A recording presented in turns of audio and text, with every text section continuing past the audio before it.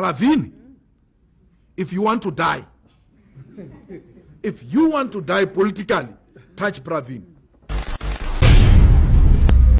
You dare touch Pravin, you will know who Ranjeni is.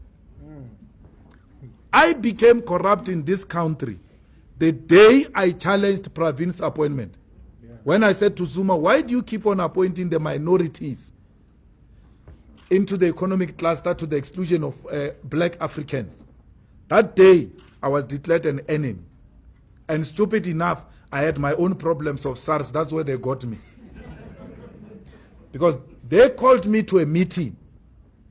They called me to a meeting after I said that and exposing the rogue unit. They said, no, let's come, let's discuss this rogue unit and the concerns you have on SARS. Called me to a meeting. When I arrived there, Pillay was sitting there, Magashule was sitting there, Van Lochenberg was there. We spoke those politics. When they finished, they called me aside and said, we hear you. Here is the bill, Baba.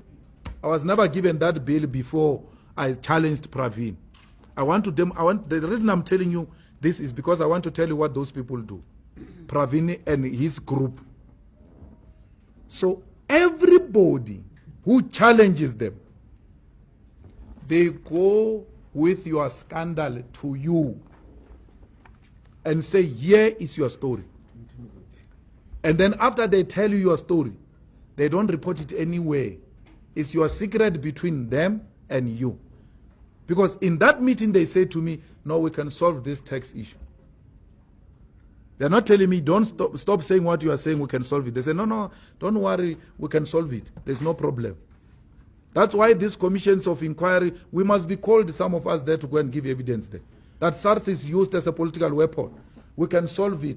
But because some of us are requiring, I didn't stop talking, but you see, that's how my taxes ended in your desk.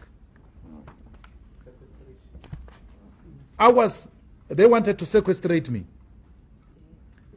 But no one asked the question, how many people owe SARS? And for how long have they been owing SARS? To get Malema singled out and quickly dealt with like this. At the time when they wanted to sequestrate me, there were almost 3 million people owing SARS, who have been owing it for the longest time. There was never an attempt on them to be sequestrated. Never. They can't do anything to me. And if they want me, they must come directly. I've defeated them before, I'll defeat them again. I don't want anything from them. I'm not speaking because I'm not attacking SARS or finance because I've got anything against me personally. The only thing I know which is going to be dealt with against me is AfriForum's case, which they said they will prosecute me privately and on.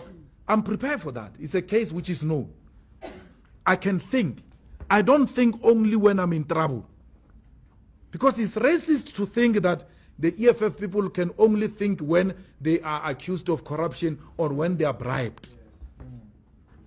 No. We have nothing to hide. These leaders have nothing to hide. Well, we defended Pravin when Zuma ill-treated Pravin. I spoke against that. My immediate friends and people who were victims of Pravin in Limpopo asked me, why would you defend Pravin? My houses were taken by Pravin.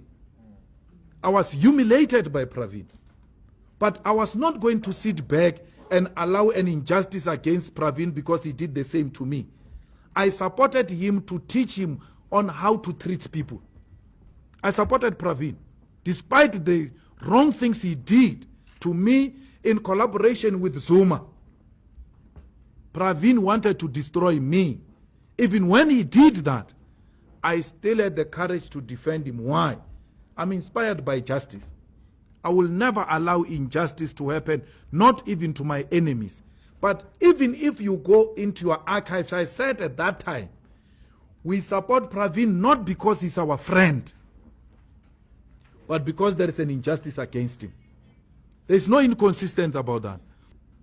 Please, We're not going to be subjected here by gangsterism of Pravin Gordan. This is Pravin's style. He has done it to me. I'm not scared of Pravin. I'm not scared of the cabal. I'm not scared of the Indian cabal. This is how they did it in the UDF. The cabal destroyed the people who were not agreeing with the cabal during those times. And this Enoch Godongwan, who's overrated as a thinker, a lazy thinker like Enoch Godongwan, says, I don't understand why these EFF people are talking about the cabal. They were not even there. But why are we allowed to talk about O.R. Tambo even when we're not there? And that person is called a thinker of the ANC. Such a lazy person. We can't have that. We are going to talk about the cabal because the cabal derailed the revolution.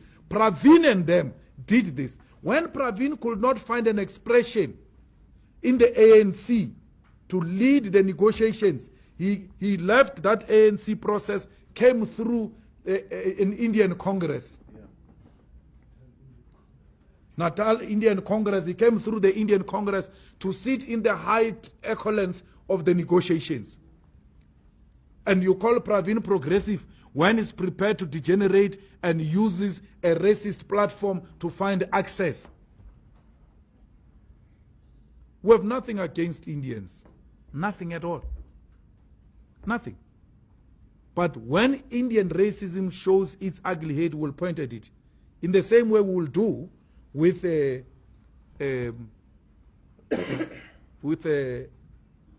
white people.